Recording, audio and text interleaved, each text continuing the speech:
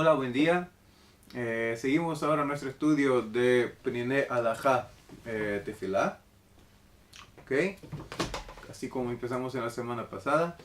Eh, Recordando que me llamo Moshe Israel, vivo acá en Arberjá, estudio en la Yeshiva, nacido en Brasil, así que quizás van a escuchar un poquito de portuñol.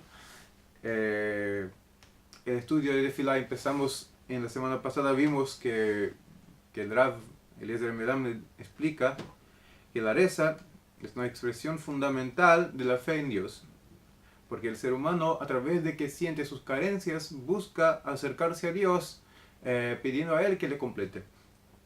En la cual vimos que hay dos tipos de carencias fundamentales. La primera carencia es la carencia un poco más superficial, es la carencia del cotidiano, del día a día, de las áreas de la vida que encontramos, por ejemplo, la- el sustento, la salud y otras cosas más. Cuando la persona se encuentra, por ejemplo, con un problema de su sustento en el trabajo, o la salud no está tan buena, o a veces quizás problemas con relacionamientos. Esta es una carencia. Y la segunda es una carencia un poco más existencial. La carencia de que mismo cuando las cosas, las áreas de la vida están todas buenas, mismo así la persona siente que siempre falta un poquito más. O sea, siempre siente que siempre siente sus límites, siente que no puede llegar a completar todos sus objetivos, o quizás siente también que un día va a llegar a morir, y por eso realmente entiende sus límites como ser humano, un ser creado, y por eso también le pide a Dios que le ayude a completar.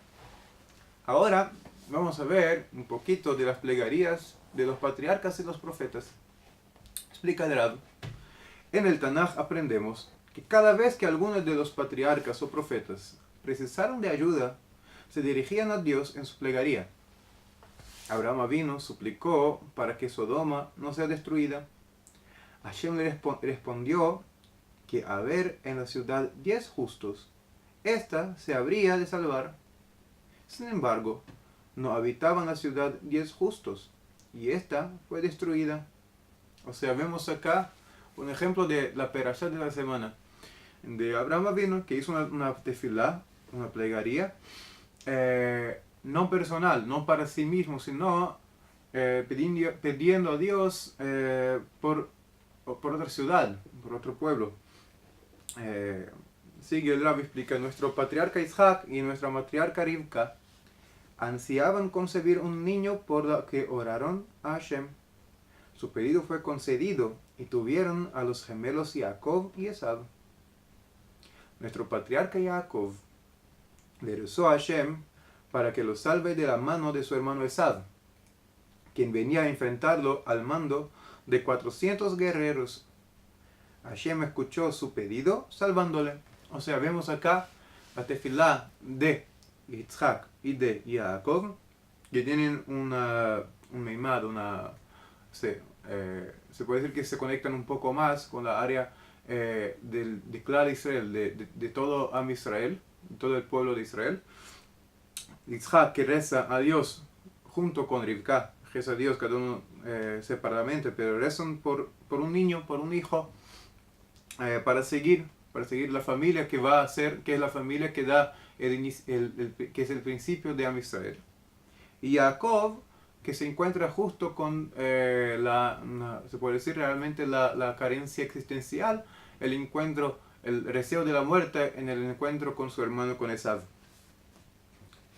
Tras el pecado del becerro de oro, Hashem se enfureció con el pueblo de Israel, y Moshe hubo de suplicar insistentemente hasta que Dios reconsideró el castigo que iba a aplicar sobre su pueblo. Cuando su hermana Miriam contrajo lepra, Moshe pidió a Hashem para ella, implorando: ruégote, oh Dios, le vuelvas la salud, y se curó. Aarón rezó mediante la quema de incienso a la epidemia, y la epidemia se detuvo. tras la derrota en la conquista de la ciudad de Ai, Yehoshua se prosternó y oró a Hashem, y Hashem respondió instruyéndole cómo reparar el pecado de Achan. Y luego los hijos de Israel salieron victoriosos de la siguiente batalla. Cuando los filisteos salieron a la guerra contra Israel, Shmuel le clamó a Dios, y él respondió favorablemente. Tal fue así que los israelitas derrotaron a los filisteos y los forzaron a rendirse. El rey David oraba con frecuencia y sus plegarias están recopiladas en el libro de los Salmos, los Teilim. El rey Shlomo, tras concluir la construcción del sagrado templo de Jerusalén, pidió a Hashem que la divina presencia, la Shejinah, siempre repose sobre éste y que todos los pedidos que desde él se formulen sean atendidos. Y Hashem aceptó su plegaria.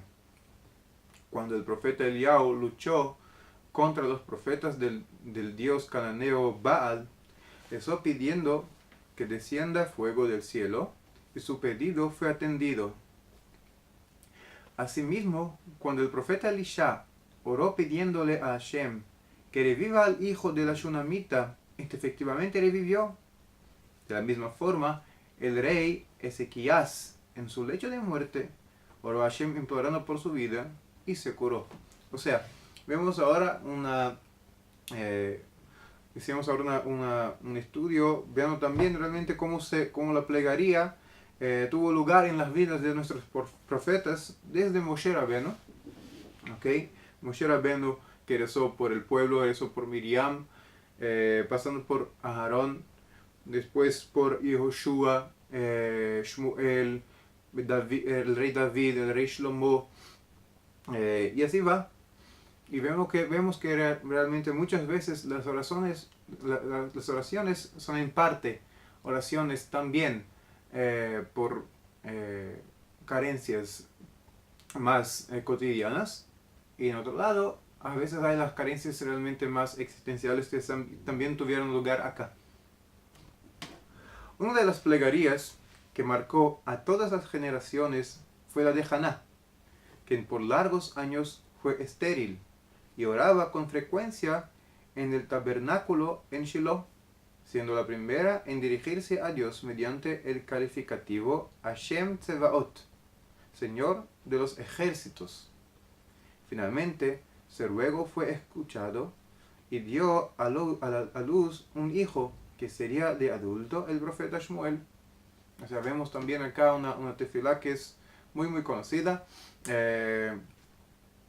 A propósito, esta tefilá también se encuentra en los Sidurim muchas veces antes de empezar los korbanot, antes de la tefilá de Shacharit.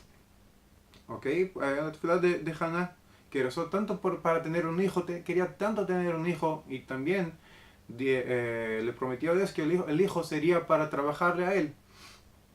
Y al final Dios le da un hijo, y viene de este hijo es Shmuel, que tanto hizo por el pueblo de Israel. Respecto del profeta Shmuel, se lo ha equiparado a Moshe y a Aarón, por medio de quienes se revelaba la palabra de Hashem en el marco de la realidad sobrenatural del desierto, mientras que a través de Shmuel se manifestó la palabra de Hashem en la realidad concreta del pueblo de Israel, en la tierra de Israel.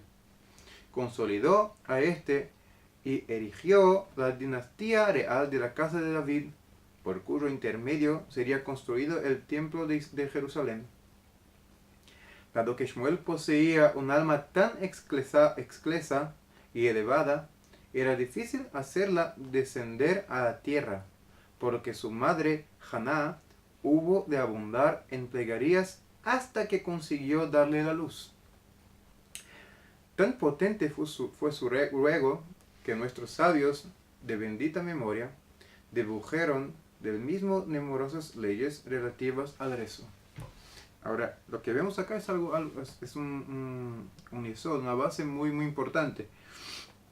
Esto es lo que explica acá el Rav también al final, que dice lo siguiente, que la alma de Shmuel era pero tan elevada que fueron necesarias muchas tefilot para traerla a este mundo. O sea, cuando hay alguna idea, algo que es muy elevado, que tiene que venir en este mundo, parte de las cosas que hay que hacer, fuera la ishtadut, la necesidad de hacer las actividades necesarias para hacer esta cosa, es también rezar, es rezar para Hashem, y rezar bastante, hasta que solamente después de muchas tefilot de Haná, pueda venir al mundo el alma de Shmuel. Bueno, nos quedamos por acá. Que Dios quiera, seguimos el estudio en la semana que viene. Y que sigan teniendo un buen día, una buena semana.